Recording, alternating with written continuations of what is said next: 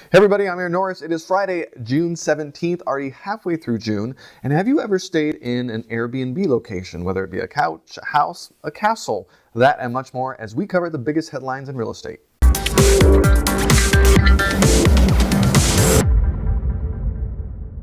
Don't miss the radio show and podcast this week. We've got Dennis Block. He's with the law firm Dennis P. Block Associates, and he specializes in working with landlords and property management issues.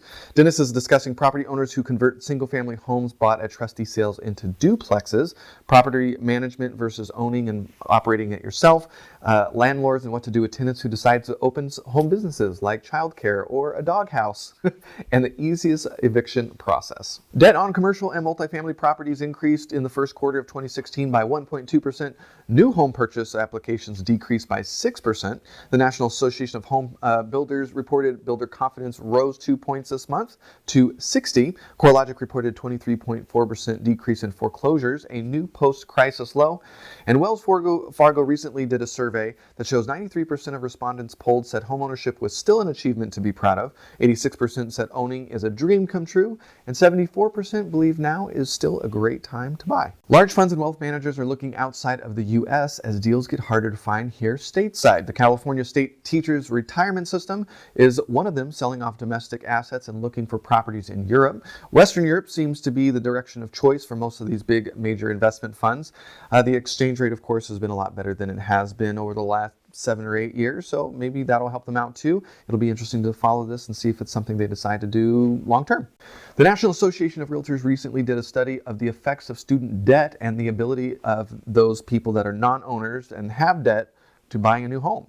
71% of non-home owners say that paying student debt is one of the root causes, so 50% expect a 5-year delay in purchasing, and 26 to 35-year-olds are the group reporting as being affected the most, as well as those with debt over $70,000 to $100,000 in student loans. And as we all know, it's not always hard to get those size loans, especially in states along the coast. The survey found it wasn't just the inability to save that was an issue, but 69% reported they also just didn't feel financially secure, and that home ownership just wasn't in the cards just yet. A Bloomberg report shows this week that Airbnb got a $1 billion cash infusion via some debt with a purpose of expanding its global operations. You may have heard Sean O'Toole on our radio show talk about a third comp that real estate investors have to think of. And especially in certain markets, it's really important to pay attention. You've got, of course, the homeowner.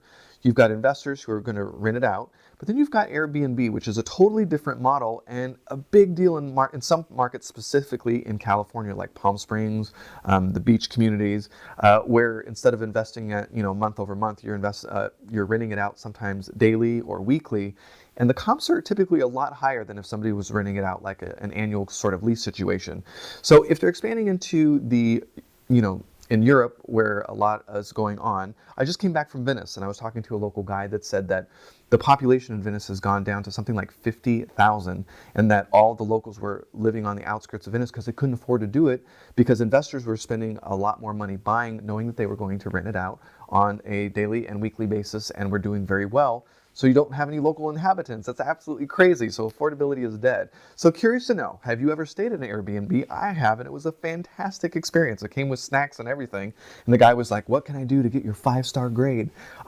If you've stayed at an Airbnb, I'd love to hear comments below what you thought of it, and if you would consider investing in an Airbnb rental yourself. If you're on YouTube, please leave a comment below, and don't forget to like the video and subscribe to the channel so you don't miss a beat. If you're on Facebook, please don't forget to not only like the Norris Group page, but don't forget to add us to your See First list and with notifications on. Leave your comments below the video, and if we miss something, share the story on our comment sections on either YouTube or Facebook, and we'll make sure to include it on our blog at thenorrisgroup.com/blog.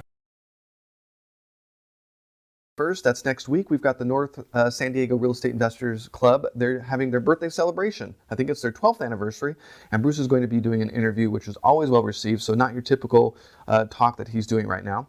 But July 12th, we'll be back at it doing Stay Put, Cash Out, or Change Seats out in LA at LA REIC. July 13th, I'll be doing Marketing Trends. I'm headed back up to Sacramento to see you guys in Sacramento. And we're already planning out in September, so definitely check our calendar at thenorrisgroup.com. Save the date. I Survive Real Estate is coming October 21st, and you are going to start hearing more about that starting next week. We've got some pretty exciting speakers this year and a little bit of a different twist I think you are going to love. For more information on hard money lending, including our fixed and flip, buy and hold, and new construction loans, all starting at just 6.9%, check out thenorrisgroup.com. We can get you pre-qualified quickly, and we'd love to partner with you in the coming year.